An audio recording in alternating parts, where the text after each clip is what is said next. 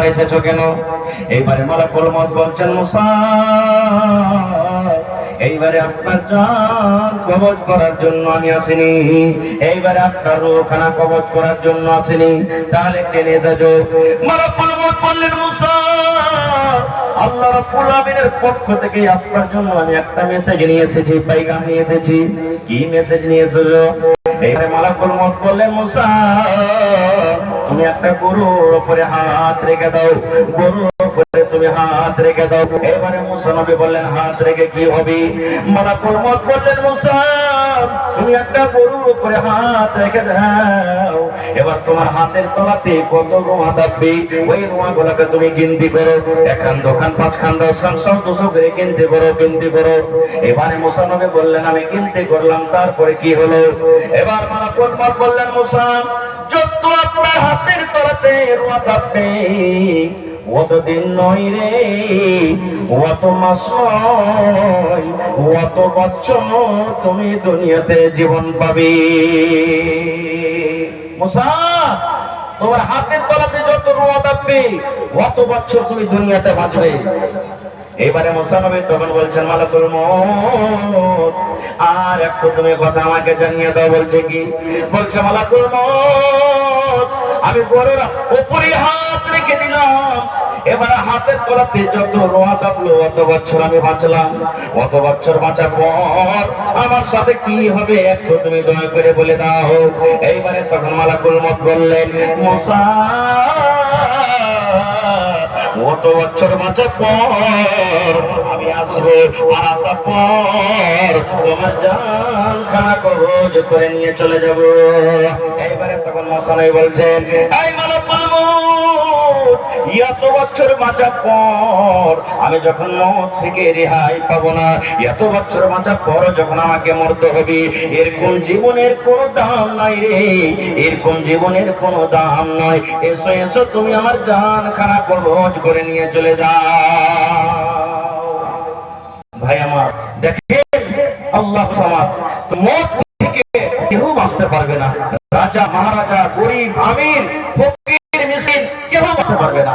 একটা আমার কাছে বই আছে, গল্পের মাধ্যমে জ্ঞান, গল্প থেকে জ্ঞান বাড়বে। আমার আপনার গল্প নয় যে চায়ের দোকানে এসে গেলাম, হবে ওই মুরগিটা যে ওয়াজ করে গেল, সারা ওয়াজটা খুব ভালো করলে এরকম ওরকম আবে ও খাই ওর আওয়াজ না আল্লাহ ঘোড়া কেন কবুল করবে, উঠে ঠেলে হজ করেছে। অমুক নামাজি নামাজটা পড়ছে, দাড়ি লম্বা লম্বা করে রেখেছে, ওর নামাজ কি কবুল হবে? এই দেখেন সারা জীবনে এত করে কি বল, এরকম গল্প নাই। গল্প এমন, গল্প করতে গেলে জ্ঞান বাড়বে। হাদিসের কথা নেই, গল্প বলছি। একটা লোক 18-20 বছরের বয়স, খুব নেককার দিনদার ছেলে, নামাজ রোজা হজ যাকাত সবকিছু দিক পাকা, গুনাহ থেকে দূর। একদিন তার কাছে একটা লোক এসেছেন, সেটা হলো কে? মালাকুল মউত। গল্পতে লিখছে, হাদিসের কথা নেই, গল্প বলছি বোঝার জন্য। তার কাছে মালাকুল মউত এসেছে, কিন্তু জানে না যে কিয়ামতের ফেরেশতা, মানুষের মতন হয়েছে। আশা প্রথম সালাম কালাম করার পর বলছে যে ভাই, তুমি যুবক ছেলে, তুমি এত নেককার দিনদার ছেলে, ভাই তোমাকে আমি একটা খুশখবরি দিয়ে দিয়েছি। বলছে কি? বলছে ভাই রে, যখন তুমি মরবে, মরার আগে তোমার কাছে একটা চিঠি আসবে, আর ওই চিঠি যখন আসবে তখন তুমি জেনে নিও আর দুনিয়াতে আমি বাঁচবো না। তুমি মরবে, মরার কিছুদিন আগে তোমার কাছে একটা চিঠি আসবে, ওই চিঠিটা যখন তুমি পাবে তখন তুমি মনে করিও আর বেশি দিন দুনিয়াতে বাঁচবো না, আমি এখন মরে যাবো।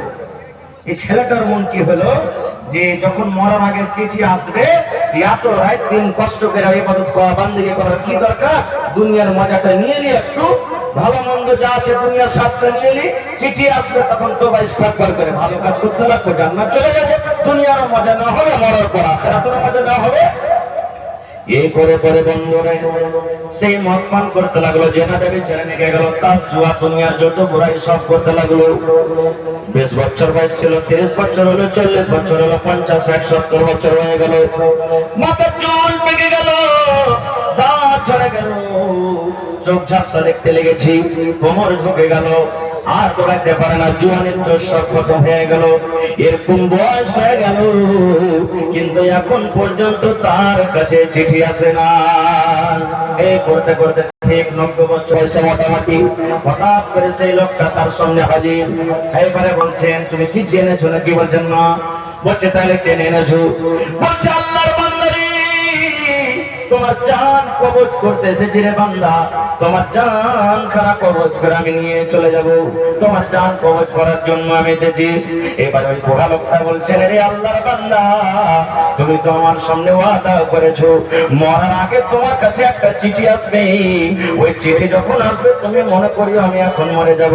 আজকে আমার 95 বছর হয়ে গেল, এখন পর্যন্ত আমি চিঠির অপেক্ষায় আছি, চিঠি এলো না, কখন চিঠি আসবে এই জন্য আমি চিঠির ইন্তজারে অপেক্ষাতে আছি, এখনো কিন্তু চিঠি আসেনি।